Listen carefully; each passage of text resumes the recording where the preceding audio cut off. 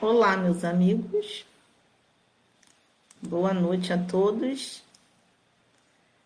Jandira, saudade de você. Regina, Laila, Sheila. Vocês estão me ouvindo direitinho, me vendo direitinho? Tudo certinho aí? Deixa eu ver aqui se é um quadro melhor isso aqui. Aqui. Se alguém puder confirmar para mim se está me vendo, está me ouvindo. Nós hoje vamos falar sobre o capítulo que trata sobre mais um pedacinho, né, da emancipação da alma. Nós temos visto alguns estudos que já estão tratando também desse assunto, né? Hoje vamos falar de sonambulismo, de êxtase e de dupla vista. É muita gratidão estar aqui, né? Queria que alguém falasse comigo, gente. Se esse som tá bom, tá? Ah, falou. Tá, agora vi aqui. Sheila, Regina, Sheila, Jussara. Obrigada, Sheila. Marli, tudo bem, querida? Saudade. Soninha. Então, vamos lá, né, gente? Vou ler uma página, a gente vai fazer a prece para a gente dar seguimento ao nosso estudo, né? É muito bom estar aqui, muito bom ter a mídia, né? Que faz com que a gente se aproxime um pouco, apesar da situação toda que nós estamos vivendo, né? Saudade da nossa casa. Toda vez que eu venho fazer estudo, eu fico pensando, poxa, não tem os avisos, né? Não tem o dirigente. Fico sentindo falta desse momento, assim, né? Tão acolhedor. Mas, assim, sintam-se todos bem-vindos, né? A nosso estudozinho virtual. Bom, nossa página vem desse livrinho aqui, chamado Sempre Melhor, do José Carlos de Luca. O número é 99 e diz assim, que amar é querer bem a alguém. Então, todas as vezes que queremos o bem de alguém e fazemos algo para que isso ocorra, estamos amando essa pessoa. Olha que interessante. E quando temos um gesto de amor na terra, abrimos automaticamente as portas do céu para nós. Não sejamos meros conhecedores das verdades espirituais. Se formos a um restaurante, não nos alimentaremos se ficarmos apenas olhando para o cardápio. É preciso escolher o prato e depois saborear a comida. É a alimentação que sustenta a nossa vida biológica. O mesmo acontece com os ensinamentos espirituais. Não basta conhecê-los dos livros sagrados. Precisamos saboreá-los em nossa vida, pois somente assim andaremos com a luz espiritual da felicidade. Então, que a gente possa, né, saborear do que a doutrina vem trazer para nós, dos conhecimentos, né, que a gente tem acesso, né, através dos livros, da codificação, das obras auxiliares, de tudo aquilo que a gente tem acesso, né, as revistas, tudo que a gente consegue aprender.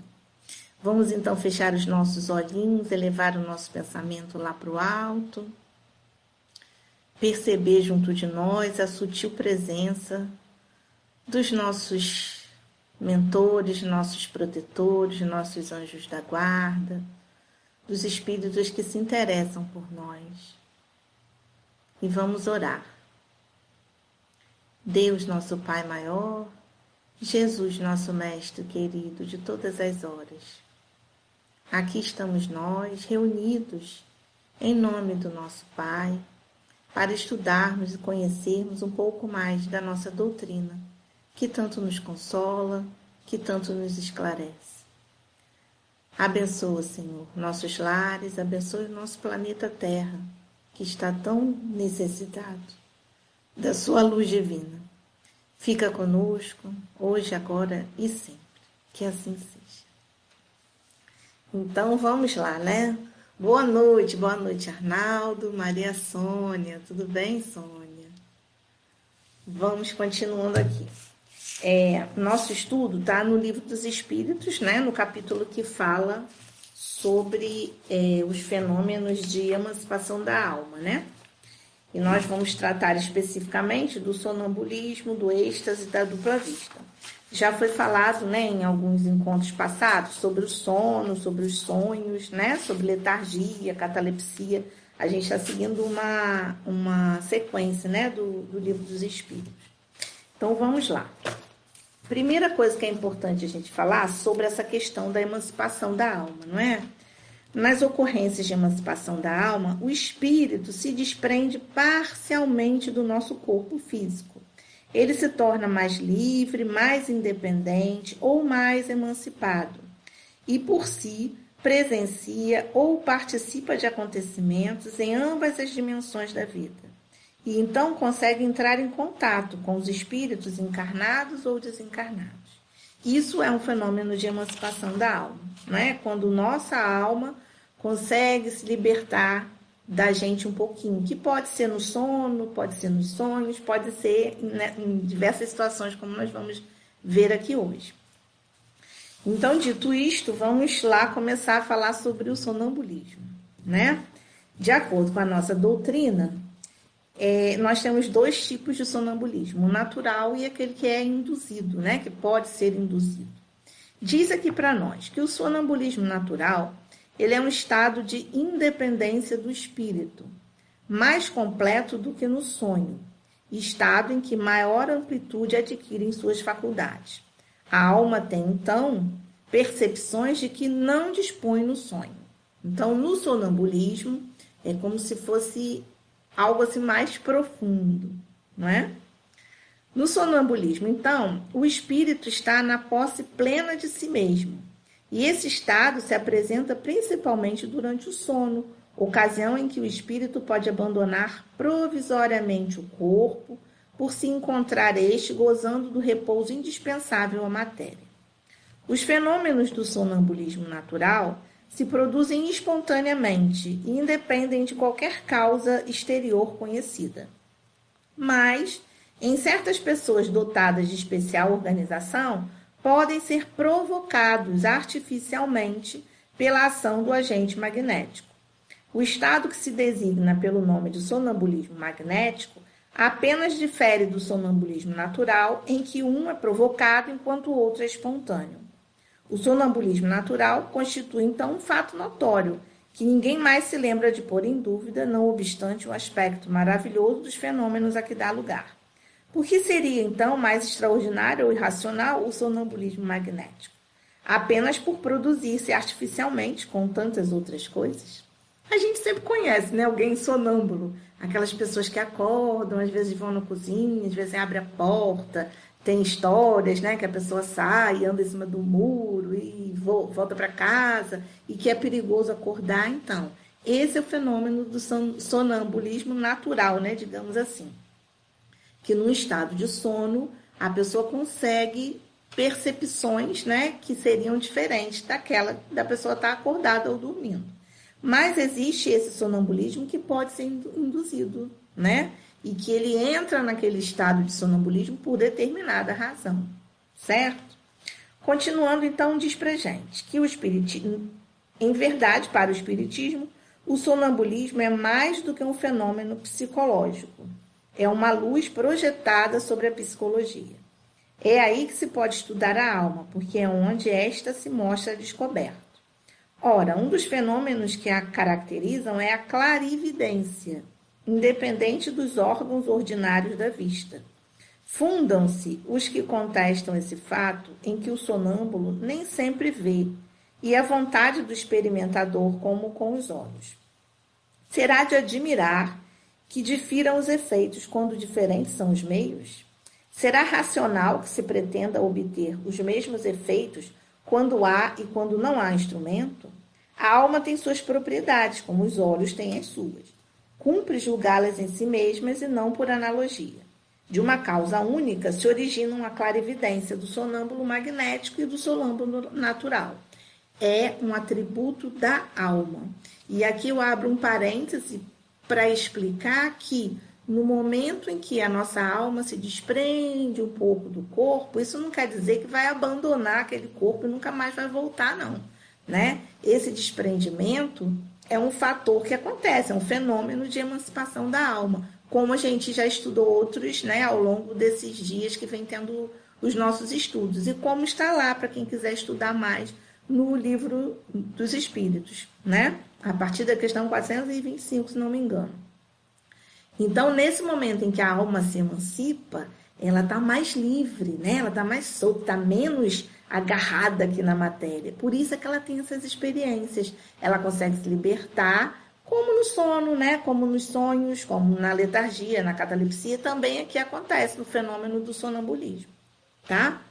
Então, é um atributo da alma, uma faculdade inerente a todas as partes do ser incorpóreo que existe em nós, e cujos limites não são outros senão aqueles assinados à própria alma. O sonâmbulo vê em todos os lugares onde sua alma possa transportar-se, qualquer que seja a longitude. No caso de visão à distância, o sonâmbulo não vê as coisas de onde está o seu corpo, como por meio de um telescópio. Vê-as presentes, como se achasse no lugar onde elas existem, porque sua alma, na realidade, está lá. Por isso é que o seu corpo fica como que aniquilado e privado de sensação, até que a alma volte a habitá-lo novamente. Essa separação parcial da alma e do corpo constitui um estado diferente, suscetível de duração mais ou menos longa, porém não indefinida. Daí a fadiga que o corpo experimenta após um certo tempo, mormente quando aquela se entrega a um trabalho ativo. Olha que interessante, né? E aí nós temos alguns relatos que contam para nós sobre esse fenômeno do sonambulismo, né? Um deles está no livro O Espiritismo perante a Ciência, do Gabriel Delany. E ele conta para nós uma experiência muito interessante. Olha só, o espírito age como sonâmbulo quando, preocupado com uma coisa ou outra, necessita fazer alguma coisa, cuja prática exige a utilização do corpo físico. Gabriel Delany, notável pesquisador das ciências psíquicas, narra o seguinte fato no livro Espiritismo perante a Ciência. Um jovem padre se levantava todas as noites, ia até a escrivaninha, escrevia sermões e se tornava a deitar. Alguns dos seus amigos, uma noite em que ele escrevia, como de costume, olha que interessante, impôs um grosso cartão entre os seus olhos e o papel. Colocou, né, um cartão assim, ó, entre os olhos e o papel, para ver se ele ia conseguir escrever, né, os sermões que ele estava escrevendo. Ele não se interrompeu. Continuou a redação e, terminada esta, deitou-se como de costume, sem suspeitar da prova que fora submetido. Quando ele terminava uma página, lia alto, do princípio ao fim. Se pode chamar leitura, né? Essa ação sem o concurso dos olhos. Se lhe desagradava alguma coisa, ele a retocava e fazia as correções, em cima do que já havia escrito, com muita exatidão. É a visão sem os olhos, é a visão da alma, né? Isso nos prova que há nele uma força que seguramente o dirige, que age fora dos sentidos, numa palavra, que a alma vela quando o corpo dorme. Olha que interessante, né? Esse relato que o Delany traz aqui pra gente. E a gente tem situações que se a gente for perguntar, né, para as pessoas conhecem situações que às vezes acontecem com o irmão, com o marido, com a esposa, com alguém da família, né, que num estado sonambúlico fez alguma coisa, perguntou alguma coisa, contou uma história. Sempre acontecem essas situações. Então é um fenômeno da alma, né? E conforme a nossa página disse, não basta só a gente saber, a gente precisa estudar para que a gente possa entender melhor, né? O que é o que a gente está falando. Note-se, contudo, que o poder da lucidez sonambúlica não é ilimitado. O espírito, mesmo quando completamente livre, tem restringido seus conhecimentos e faculdades, conforme o grau de perfeição que ele tiver alcançado. Ainda mais restringidos os tem quando ligado à matéria, a cuja influência ele está sujeito, não é? É o que motiva a não ser universal nem infalível a clarividência sonambúlica.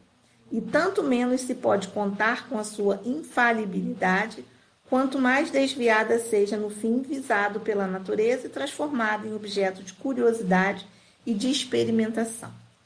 Como se sabe, em cada uma das existências corporais, o espírito adquire conhecimentos, adquire experiências.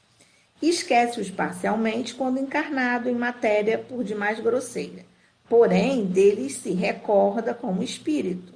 Assim é que certos sonâmbulos revelam conhecimentos acima do grau da instrução que possuem, e mesmo superiores às suas aparentes capacidades intelectuais.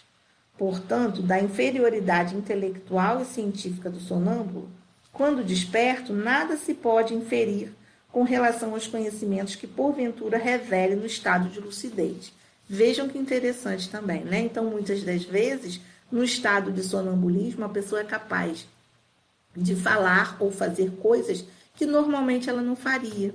Eu sei de um relato de uma pessoa que não sabia tocar instrumento nenhum e que ela, no estado sonambúlico, ela conseguia pegar um instrumento musical e tocar. Isso mostra o quê? Que aquele conhecimento estava guardado, não era no corpo, era onde?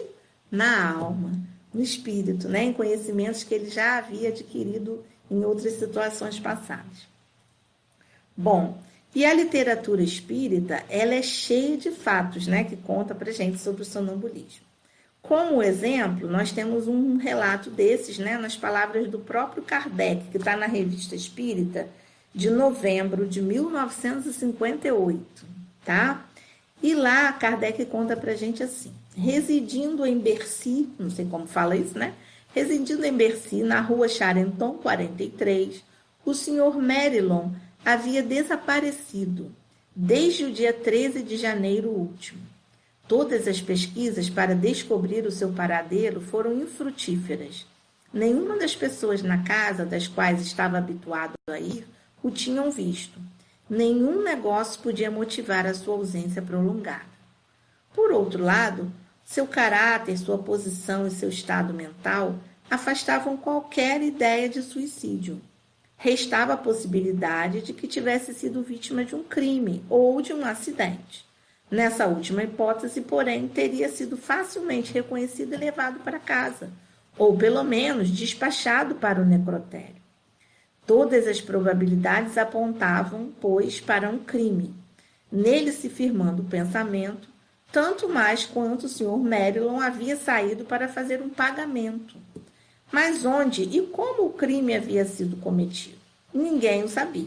Então, olha que situação, O senhor tinha saído de casa para fazer um pagamento, ninguém sabia onde ele estava, não tinha dado notícias, não tinha possibilidade dele ter cometido suicídio, ele não tinha o hábito de sair sem avisar, E aí eles pensaram na questão de um crime ou de um acidente. E aí a sua filha recorreu a uma sonâmbula, a senhora Roger. Neste caso, era uma sonâmbula induzida, Uma sonâmbula daquela magnetizada. A senhora Roger, que em muitas outras situações semelhantes dera provas de notável lucidez que nós mesmos constatamos. A senhora Roger, a senhora Roger seguiu o senhor Merillon desde a saída da casa dele. Olha só, no estado sonambúlico, ela foi percorrendo o caminho que o senhor Merillon tinha feito. Às 3 horas da tarde, ele saiu de casa, até cerca de 7 horas da noite, quando ele se dispunha a voltar. Ela o viu descer as margens do rio Sena para satisfazer uma urgente necessidade. A gente deduz aqui que ele tinha ido fazer um xixi, Sendo aí acometido de um ataque de apoplexia. Ela descreveu tê-lo visto cair sobre uma pedra, abrir uma fenda na fronte e depois rolar pela água. Não se tratou nem de um suicídio, nem de um crime. E ainda havia o dinheiro e uma chave dentro do bolso do seu paletó. A sonâmbula, então, a senhora Roger, indicou o lugar exato do acidente, acrescentando que o corpo não mais se encontrava no local porque tinha sido arrastado pela correnteza. E eles foram até lá e encontraram Não, aí encontraram com efeito no local assinalado. Tinha uma ferida na fronte, a chave e o dinheiro estavam no bolso e a posição das suas roupas indicava claramente que a sonâmbula não se havia enganado quanto ao motivo que o levara à beira do rio. Diante de tantos detalhes, perguntamos onde se poderia ver a transmissão de um pensamento qualquer. Olha que interessante.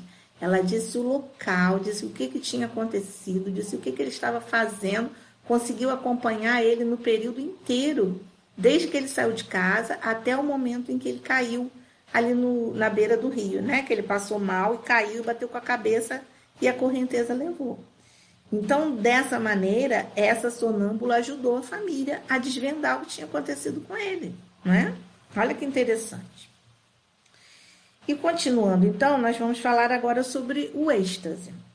O êxtase é, segundo o ensino espírita, um sonambulismo ainda mais apurado. Olha que interessante, ainda é mais profundo do que o sonambulismo.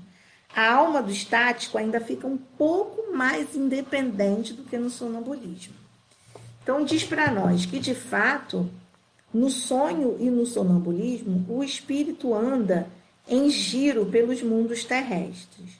No êxtase, ele é capaz de penetrar em mundos desconhecidos, o mundo dos espíritos etéreos, olha que bacana, com os quais entra em comunicação.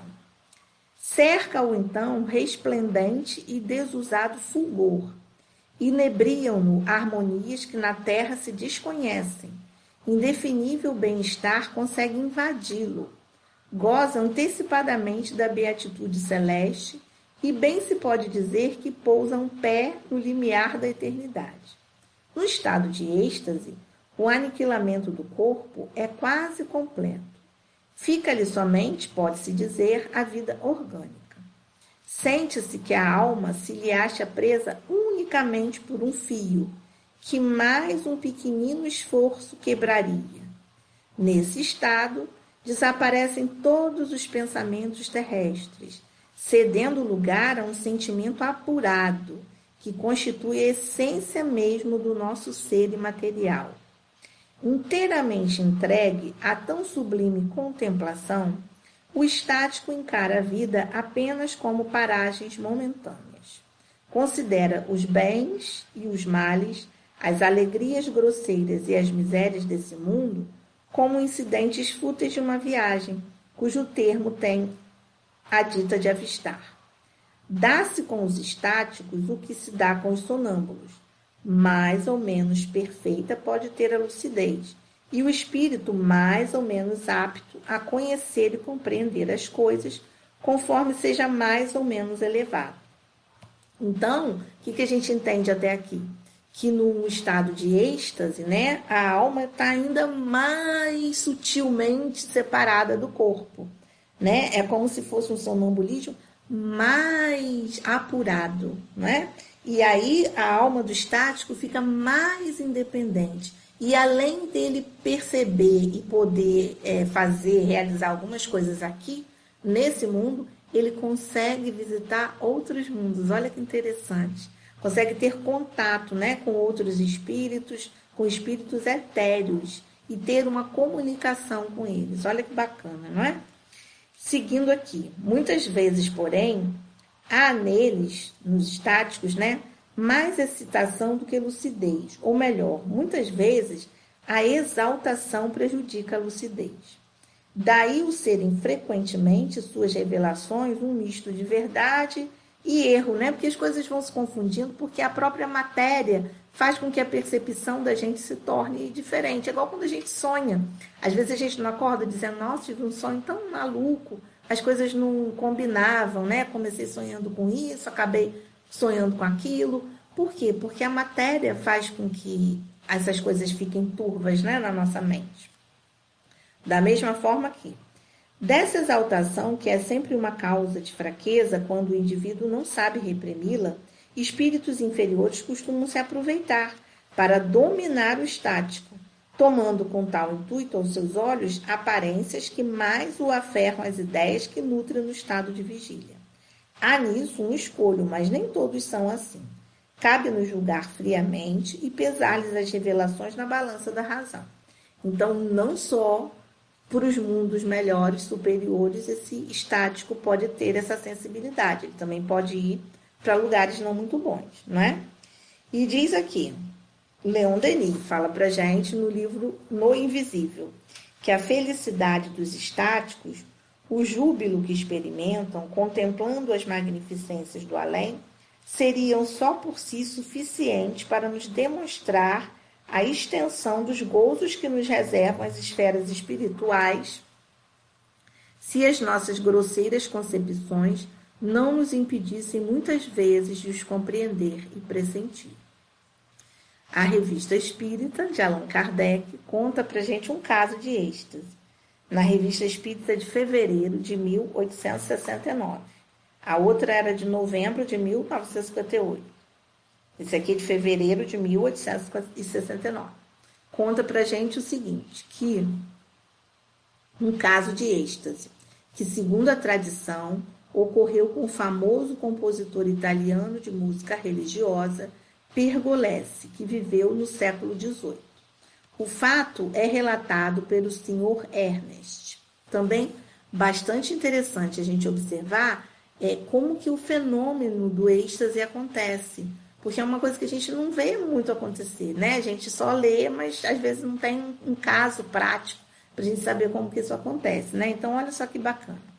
Diz aqui para nós, né, o relato desse senhor Ernest. Sabeis com que piedade aqui celebramos ainda em nossos dias, a despeito da debilidade da fé, o tocante aniversário da morte do Cristo. A semana em que a Igreja o relembra a seus filhos é bem realmente para nós uma semana santa. Então, o fato acontece na Semana Santa. Assim, reportando-nos a época de fé em que vivia Pergolesi, que é o italiano, né, que trabalhava com música religiosa, podeis pensar com que fervor o povo acorria em massa para as igrejas para meditar as cenas enternecedoras do drama sangrento de Jesus no Calvário. Na Sexta-feira Santa, Pergolesi acompanhou a multidão. Aproximando-se do templo, parecia-lhe que uma calma, há muito tempo desconhecida por ele, se fazia em sua alma. E quando ele transpôs o portal, sentiu-se como que envolto por uma nuvem, ao mesmo tempo espessa e luminosa. Então, veja bem, o estado de êxtase acontece acordado, né? Ele não estava dormindo, ele estava lá nas comemorações da Sexta-feira Santa, né, que estava acontecendo lá naquele momento. Logo depois, ele nada mais viu. Um profundo silêncio se fez ao seu redor e depois, diante dos seus olhos admirados, em meio a uma nuvem, na qual até então lhe parecia ter sido levado, ele viu-se desenhar traços puros e divinos de uma virgem inteiramente vestida de branco. Ele a viu pousar os seus dedos na tecla de um órgão e ouviu como um concerto longínquo de vozes melodiosas que insensivelmente dele se aproximava. O canto que essas vozes repetiam o enchia de encantamento, mas não lhe era desconhecida. Parecia-lhe que esse canto era aquele do qual não tinha podido perceber senão alguns ecos. Essas vozes eram bem aquelas que desde muitos meses lançavam perturbação na sua alma e agora lhe traziam uma felicidade sem limite. Então veja que a percepção dele já vinha acontecendo. Ele já vinha com essa sensação de que alguns espíritos, né, diz aqui, algumas vozes eram bem aquelas que desde longos meses lançavam alguma perturbação na sua alma e agora traziam essa felicidade sem limite. E percebam que ao redor dele ele sentiu o quê? Um profundo silêncio, uma nuvem que o envolvia, né? E ele viu esse vulto dessa virgem que ia para o órgão tocar o teclado. Então ele entrou nesse estado de êxtase, né? E continuando aqui diz assim, o canto que essas vozes repetiam o enchia de encantamento, mas não lhe era desconhecida, né? Parecia que era o canto aquele do qual não tinha podido perceber senão alguns ecos. Essas vozes eram aquelas que desde longos meses lançavam perturbação em sua alma e agora lhe traziam uma felicidade sem limite.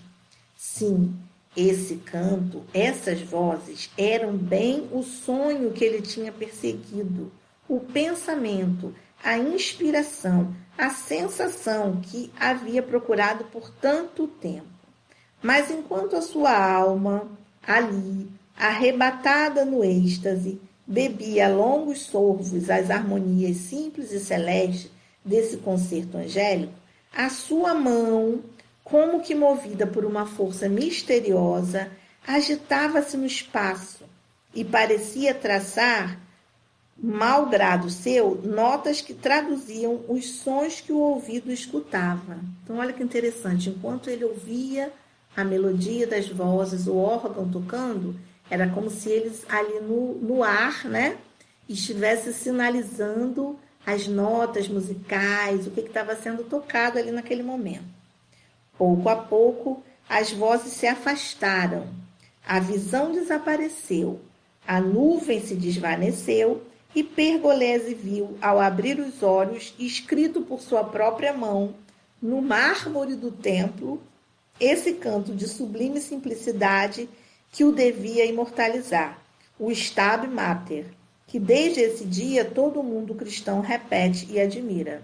Ou seja, isso se tornou uma canção famosa, né, lá, que ele acabou pegando as letras, né, musicais ali na mármore do templo onde ele estava, no estado de êxtase onde ele se encontrava.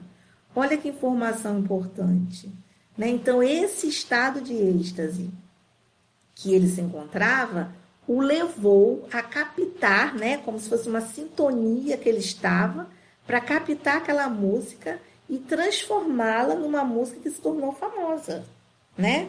O artista se ergueu, saiu do templo calmo, feliz e não mais inquieto e agitado. Mas nesse dia, uma nova aspiração se apoderou dessa alma de artista. Ele ouvira o canto dos anjos, o concerto dos céus, as vozes humanas e os concertos terrestres já não lhe podia bastar. Essa sede ardente, impulso de um grande gênio, acabou por esgotar o sopro de vida que lhe restava. E foi assim que, aos 33 anos, na exaltação da febre, ou melhor, no amor sobrenatural da sua arte, Pergolese encontrou a morte. Então ele desencarnou muito cedo, né? Mas ele deixou esse legado, que é essa música famosa, né, que diz aqui, que foi imortalizada, que todo mundo cristão repetia e admirava, e que foi escrito pelas mãos dele através do estado de êxtase. Então, olha que interessante, né, a gente conhecer isso, né, aprofundar esse conhecimento que a doutrina traz para a gente. Muito bacana. E depois a gente começa, então, a falar sobre a dupla vista. A dupla vista conta aqui para nós, né, a doutrina, que é um fenômeno designado como dupla vista, tem relação com o sonho e o sonambulismo, uma vez que, segundo diz a codificação espírita, isso tudo é uma coisa só. Tudo é fenômeno de emancipação da alma, né? O que se chama dupla vista é ainda o resultado da libertação do espírito sem que o corpo esteja adormecido também, né? Acontece no momento que a pessoa está acordada. A dupla vista, ou segunda vista, é a vista da alma. Com efeito, a alma às vezes se emancipa também no estado de vigília, produzindo, nesse caso, o fenômeno chamado de dupla vista, que é a faculdade graças à qual quem a possui vê, ouve e sente além dos limites dos sentidos humanos. Percebe o que exista até onde estende a alma a sua ação. Vê, por assim dizer, através da vista ordinária e como por uma espécie de miragem. Então, no estado normal de vigília, a pessoa é capaz de ter como se fosse uma miragem, né? Ela está olhando para ali, mas aí ela está vendo alguma coisa acontecendo ali naquele momento. Esse é o estado de dupla vista. O olhar apresenta alguma coisa de vago. Ele olha sem ver. Toda a fisionomia reflete uma exaltação. Nota-se que os órgãos visuais se conservam alheios ao fenômeno, pelo fato da visão persistir, malgrado a oclusão dos olhos. Aos dotados dessa faculdade, ela se afigura tão natural como a que todos temos de ver. Natural. Consideram-no um atributo de seus próprios seres, que em nada lhes parecem excepcionais. De ordinário, o esquecimento se segue a essa lucidez passageira, cuja lembrança, tornando-se cada vez mais vaga, acaba por desaparecer como a de um sonho. O poder da dupla vista varia, indo desde a sensação confusa até uma percepção bem clara e nítida das coisas presentes ou ausentes. Quando rudimentar, confere a algumas pessoas o tato, a perspicácia, uma certa segurança nos atos a que se pode dar o qualitativo de precisão de golpe de vista moral. Um pouco mais desenvolvida, desperta os pressentimentos. Mais desenvolvida, mostra os acontecimentos que deram ou estão para dar-se. Então, às vezes, aquele pressentimento, né? Nossa, eu tô como se eu estivesse vendo alguma coisa que vai acontecer, que pode ser boa ou não, né? Isso é um fenômeno de dupla vista acontecendo. E aí fala pra gente também que tem muitos casos de dupla vista na literatura espírita, né? E um deles, a título de exemplo, né? Nós vamos contar aqui, que está no livro A Morte e o Seu Mistério, de Camille Flammarion. E conta o seguinte, que o professor Bohm, que ensinava matemática, estando uma noite com amigos, teve de repente a convicção de que deveria regressar para sua casa. Mas como se tomasse tranquilamente o seu chá, resistiu a essa impressão. A gente também faz isso, né? Às vezes a gente tem aquela convicção de que deveria fazer uma coisa, mas deixa isso para lá, né? Não ouve muito a gente. Mas como se tomasse tranquilamente o seu chá, resistiu a essa impressão, a qual, todavia, tornou a arrastá-lo com tanta força que se viu obrigado a obedecer, né? Então, no final das contas, ele falou, não, é melhor eu ir mesmo, né? Chegando à sua morada, encontrou ali tudo como havia deixado, né? Tudo normal. Mas sentiu-se obrigado a mudar a sua cama de lugar. O seu leito precisava ser trocado de lugar. Por mais absurdo que parecesse essa imposição mental, ele entendeu que devia cumprir. Chamou sua criada e, com auxílio dela, colocou a cama do outro lado do quarto. Feito isto, ficou satisfeito e voltou para junto dos seus amigos a acabar o serão. Despediu-se deles às 10 horas, voltou para casa, deitou-se e adormeceu. Foi despertado, durante a noite, por um grande fragor e verificou que uma grossa viga do telhado da casa dele havia desabado, arrastando uma parte do teto e caindo no lugar exato onde o leito havia ocupado. Então, olha que situação, né? Ele teve a intuição de que tinha que ir lá tirar a cama dele daquele lugar de qualquer maneira. E quantas das vezes isso não acontece com a gente, né? Às vezes a gente tem aquela ideia, melhor não fazer isso, melhor não ir em tal lugar, né? E às vezes a gente vai quebra a cara, né? Porque insiste em não ouvir essa premonição, né? Digamos assim, estava acontecendo.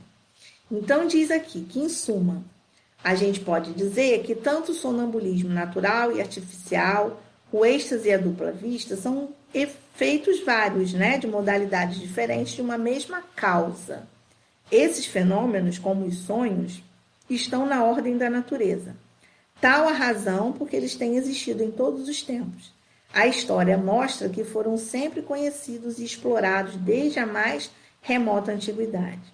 E neles se nos depara a explicação de uma imensidade de fatos que os preconceitos fizeram que fossem tidos por sobrenaturais. Então, a gente ainda tem essa de quebra, né? Essa lição do preconceito. Que o preconceito faz com que, muitas das vezes, a gente não dê ouvidos, né? A gente não preste atenção nesses fenômenos que podem acontecer com a gente, né? Tanto no sonambulismo, como no êxtase, ou como na dupla vista, nós estamos sendo, sim, né, orientados. A nossa alma está se emancipando, né? Está sendo um pouco livre do nosso corpo para nos trazer, quem sabe, né, informações úteis e necessárias para a nossa vida, como foi no caso desse senhor aqui. Foi um caso de preservar a vida, né? Então, ele teve aquela intuição de que ele deveria ir lá e arrumar a cama em outro lugar, né? como se fosse um aviso. E quantos de nós não temos esses avisos e às vezes nós não prestamos atenção, não é mesmo? Quantas vezes acontece isso com a gente? Então, a gente tem um resuminho, né? Por quê? O que é importante? É a gente saber, se alguém perguntar, ou se a gente precisar definir isso de alguma maneira, nos nossos estudos, com alguém que pergunte pra gente, a gente saber o que é. E até se isso acontece com a gente, né? Muitas pessoas acontecem e percebem que acontece. Muitos de nós ainda não percebem, eles falaram. Ainda temos sensações rasas, né? Outros não, já têm sensações mais profundas desses fenômenos de emancipação da alma, não é? Então, diz aqui para nós, o que caracteriza, então, o sonambulismo? Né? Diz aqui que o que caracteriza é o fato do indivíduo, embora no estado de sonolência, poder movimentar-se e agir utilizando o seu próprio corpo material como se ele estivesse acordado. Ele se levanta, ele caminha, ele pratica atos próprios da sua vida com absoluta segurança e perfeição. Outra característica do fenômeno do sonambulismo é o fato de perder o sonâmbulo ao acordar a lembrança do que fez dormindo. Né? Então, a alma que vai se utilizar do nosso corpo para fazer o que ela tem que fazer, né? Como no caso ali que a gente viu do homem que escrevia os sermãos dele, né? E que colocaram até um papelzinho no olho dele e foi possível perceber que ele dormia, mas ele estava enxergando com os olhos da alma, porque ele continuava escrevendo e ele corrigia o que ele não gostava. Não é interessantíssimo isso, ver que os olhos da alma que conseguem enxergar. E no sonambulismo, o indivíduo está dormindo, né? Nós estamos dormindo. E quem está agindo é a nossa alma, né? A alma é o espírito encarnado. A diferença, né? Às vezes a gente fala espírito, fala alma. Alma é o espírito quando está encarnado, quando está no nosso corpo, né? Então, quem que está agindo no momento em que o nosso corpo está dormindo? Se o corpo vai, anda, faz e acontece, né? Só pode ser a alma, né? Que está agindo ali. E o êxtase, né? O que é o êxtase? É uma modalidade de emancipação da alma, uma espécie de sonambulismo ainda mais apurado, porquanto a alma do estático é ainda mais independente, né? Então, como se fosse um sonambulismo mais profundo, não é? É um estado de êxtase, mas que não acontece dormindo, acontece acordado, não é? Que foi o caso do compositor da música, que ele estava num estado de êxtase, entrou naquela nuvem, não é? E com aquilo ali ele foi musicando, colocando as notas musicais na parede e conseguiu compor uma linda canção, né? E às vezes a gente está parado assim, não tá? Assim, com aquele olhar vazio, aquele olhar vago, a mente da gente, ó, vai embora. Sabe-se lá, né? Se a gente está passando por um fenômeno desse, né?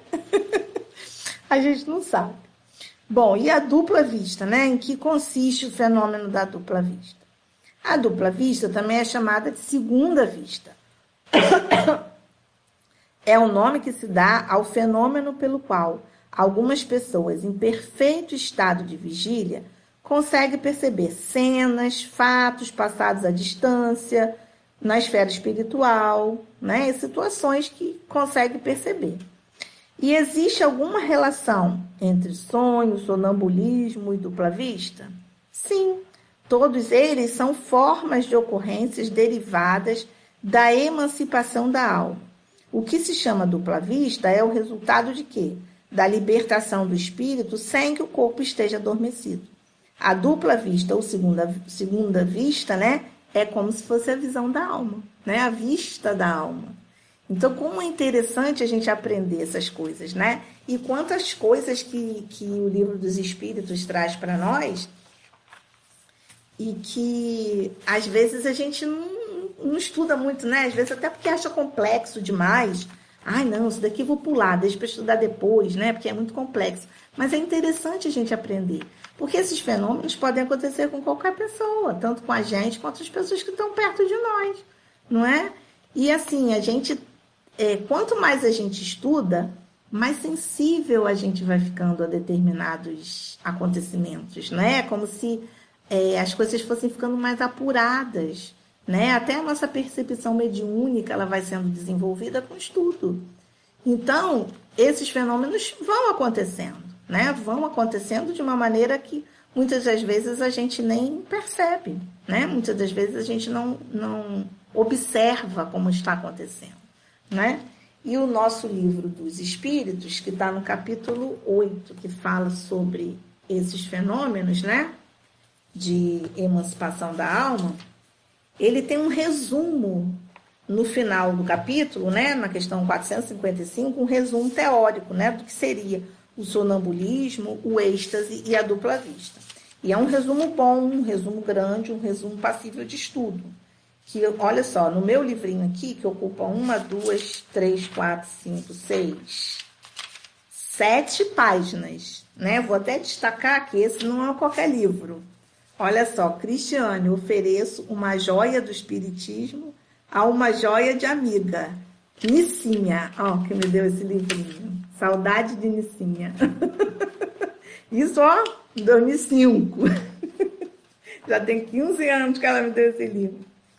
E aí, nesse resumo, né, ele explica bem didático, né? Kardec é muito didático, né? Ele explica bem didaticamente a diferençazinha de um para o outro, né? O que é o sonambulismo, qual o poder que a dupla vista tem, qual a diferença do sonambulismo natural e artificial. Dá até para fazer um esquemazinho se a gente quiser estudar direitinho, né? Conhecendo esses fenômenos todos. E é bem bacana a gente entender por quê? Porque isso prova e comprova para muita gente, né, esse fenômeno de emancipação da alma, né? Faz com que muitas pessoas que não conhecem ou não saibam o que está acontecendo com elas tenham avisos, né, tenham informações, passem a acreditar, porque é um fenômeno que acontece, né? E é capaz de acontecer com qualquer um de nós. Bom, e aí a gente tem um textinho aqui para terminar, que também está no livro No Invisível, do Leon Denis, que é um livro que trata bastante desse assunto. Esse livro do Leon Denis tem várias histórias, né? Várias situações. Ele conta até a história de um pianista que tocava piano, né? Num estado sonambúlico, muito interessante também. E aí diz para nós aqui que o homem é para si mesmo um mistério vivo.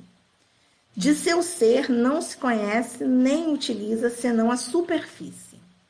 Há em sua personalidade profundezas ignoradas em que dormitam forças, conhecimentos, recordações acumuladas no curso das anteriores existências, um mundo completo de ideias, de faculdades, de energias que o envoltório carnal oculta e muitas das vezes apaga, mas que despertam e entram em ação no sono normal e no sono magnético. Então, com isso, a gente tem como comprovar essa existência da nossa alma, não é? Porque naquele caso, por exemplo, que o padre escrevia os sermões com papel na frente dos olhos dele, como comprovar, né, que aquilo ali estava acontecendo se ele estava sem enxergar? Ele estava dormindo, né? Então, isso comprova pra gente, né? Como é que, às vezes, a pessoa tem um aviso, como foi o caso do moço que precisou ir lá mudar a sua cama de lugar? Que aviso foi esse? Da onde veio isso? Né? E quantas das vezes, já falamos, né, que pode acontecer conosco? Às vezes a gente tem aquela sensação, vou ligar para aquela minha amiga, né? Sonhei com fulano, vou ligar para ela. Tudo isso aí são coisas que estão acontecendo não por acaso. Isso aí nada mais é do que a nossa alma que se emancipou, né? E trouxe alguma ligação, alguma informação para a gente. Como diz aqui, ó, que a gente ainda é um mistério, né? E que a gente ainda não conhece tudo, senão a superfície da gente. A gente ainda não entrou muito lá dentro para conhecer tudo de nós, né? Todas essas energias, essas habilidades, digamos assim, que a nossa alma tem, né? E fala aqui, ó, que a gente tem dentro de nós o quê? Forças que estão dormindo ainda, conhecimentos, recordações acumuladas de outras existências, né? Um mundo de ideias, de faculdades e de energias que a gente muitas das vezes ainda não descobriu. Então, estudar a doutrina espírita, né? Além de todo o consolo, de todo o conforto que a doutrina traz para nós, as lições sobre o Cristo redivivo, né? Ela não é só isso. Ela também é ciência, né? Ela também é filosofia. Então, é interessante que a gente estude esses fenômenos para a gente compreender, observar, né? E saber conversar, né? Sobre esse assunto, saber explicar se alguém perguntar para a gente. E com isso a gente vai estudando cada vez mais a doutrina, não é isso? Então, gente, esse era o recado que eu precisava falar. Se alguém tiver alguma dúvida, quiser perguntar alguma coisa, comentar alguma coisa, contar alguma história, né? Porque às vezes alguém tem uma coisa aí para contar pra gente, tá? A gente pode aproveitar, a gente ainda tem uns minutinhos. Deixa eu ir cumprimentando então aqui as pessoas que estão aqui,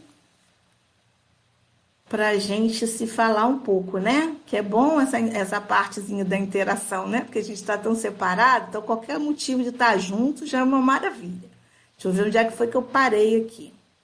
Eu parei em Soninha, Sônia Rolim, Sônia Solon, Jussara, Regina, Jussara dizendo que tá com saudade. Ah, outro dia encontrei Jussara e Sônia na porta do prédio Sônia. Falei, ih, vamos fazer uma aglomeração aqui. Quem mais? Maria Inês, ô querida, que saudade. Daniele, Ilzinete, Sandra, ô Sandrinha, Cristina Braga. Cristina tá em todas.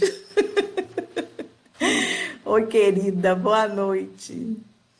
Maria Inês aqui, Maria Del Castro Ribas. Boa noite, amigos. Kátia, ô querida, tudo bem? Kátia do grupo de estudo. Ontem a gente estava junto, virtualmente também, no nosso grupo de estudo. Sheila Maria, Carlos Eduardo, Shirley Augusto, Jussara, estudo complexo, interessante, mas não fica difícil, né? Conforme a gente vai estudando, né? É igual o povo fala, quanto mais a gente estuda, mais fácil fica a matéria, né? Porque a gente vai estudando e vai compreendendo um pouco mais, né? A Jussara mandou coraçãozinho, Sheila mandou florzinha, ô José dando boa noite. Kátia batendo palma, gostei da explicação. Tia Cris, um forte abraço. Ô, seu Gilberto, que bom ver o senhor aqui. Dá um abraço em Bárbara. Seu Gilberto foi meu vizinho há muitos anos atrás, meu amigo. João Batista, tudo bem, João? Sheila, gostou? Os ensinamentos foram bons, né? Sônia, obrigada, querida. Diz que foi elucidativa a palestra. Gratidão, Cristina. Gratidão por você estar aqui, querida. Sônia Rolim, bem explicado. Precisamos dedicar mais tempo a esse estudo, né? Verdade. É tanta coisa para estudar, tanta frente de estudo, né, Sônia? Sheila agradeceu. Jussara falou sobre o assunto, né? Que é bom saber mais um pouco, né, Jussara? Sempre é bom. A gente, toda vez que a gente estuda, a gente vai aprendendo mais um pouquinho, né? Às vezes a gente já estudou aquele tema várias vezes, mas a gente sempre vai tendo um outro olhar, né? Uma outra percepção. Isso é muito interessante. A Jussara falou que foi ótimo o nosso encontro, né? A gente tem que aproveitar essas oportunidades para a gente estar junto. Muito bom ver você e sua linda filha Eva. Minha filha estava junto lá na aglomeração. Maria José, oi minha amiga querida, saudade de você também, foi esclarecedora, que bom, gente, gostou, que bom, que bom. Então eu espero que tenha esclarecido, né, e também, sabe uma coisa que é legal? É instigar a vontade de procurar, né, tá lá no capítulo 8, 425 para frente as questões do Livro dos Espíritos. É bom a gente ir lá e procurar, e ler, né? E buscar, porque aí a gente vai entendendo e vai lembrando, olha, aquele meu vizinho que era sonâmbulo, que a mãe tirava a chave da porta, porque senão ele ia para a rua, né? Olha, aquela pessoa que tinha aquela intuição, aquele filme que eu vi, que a mulher via as coisas que iam acontecer, né? Tudo tem ligação com isso. E fala também da importância, né, da gente conhecer isso, né? Valeu, amiga. Estamos juntos, né? Então, gente, quero agradecer muito a presença de vocês aqui, né? Tivemos 27 pessoas assistindo. muitos comentários. Apesar da nossa casa estar fechada, o nosso coração está aberto e a nossa casa, por ser de amor e caridade, proporciona, né, esse amor grande que envolve a todos nós, não é? E a caridade fica por nossa conta. A gente vai orando uns pelos outros, vai ajudando a própria casa, né, a se sustentar, porque ela continua com as despesas dela, vai ajudando no que a gente pode, né, com cesta, agora as cestas de Natal, né, que já estão lá sendo divulgadas para quem puder apadrinhar alguma criancinha para poder dar aquela cestinha de Natal que todo ano a gente dá, né? Pode falar com Marisa, que ela está coordenando essa situação e está precisando bastante de pessoas que ajudem, né? Porque são muitas crianças para a gente ajudar.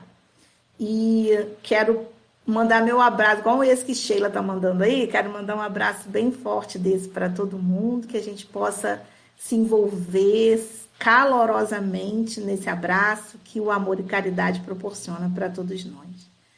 Vamos fechar os nossos olhos e fazer nossa oração final para que a gente possa terminar os nossos estudos da noite de hoje. Jesus querido, mestre, amigo e companheiro, é com muita gratidão nos nossos corações que estamos encerrando os nossos trabalhos de hoje. Que possa Deus abençoar o nosso propósito de estarmos sempre buscando estudar, aprender, buscar o consolo, buscar o entendimento que a doutrina espírita nos traz. Abençoa, Senhor, a cada lar aqui representado, abençoe a nossa casa de amor e caridade, abençoe o nosso planeta Terra, o nosso planeta azul. Que os melhores eflúvios, as melhores energias, as melhores luzes que vêm lá do alto do céu nos traga a saúde, nos traga a cura, nos traga a paz e nos traga o entendimento. Porque nós sabemos que não existe por acaso. E toda essa situação que nós estamos passando vem trazendo para nós um aprendizado íntimo, um aprendizado nos nossos relacionamentos, né, com os nossos queridos, nos nossos lares. Que possamos, Senhor, absorver esses ensinamentos da melhor maneira possível e sairmos fortalecidos de toda essa situação. Fica conosco, hoje, agora e sempre. Que assim seja. Então é isso, gente. Agradecendo muito a presença de vocês. Fiquem todos em paz e uma boa noite para vocês e para sua família, né? E obrigado, Telmo, né? Telmo é o nosso mentor aqui dessa dessa apresentação, né? Se não fosse Telmo, isso não aconteceria. Muito obrigada, viu, Telmo, pelo apoio. Fiquem todos em paz. Boa noite. Vou encerrar aqui.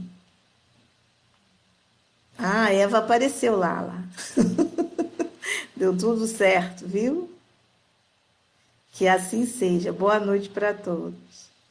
Vou encerrar.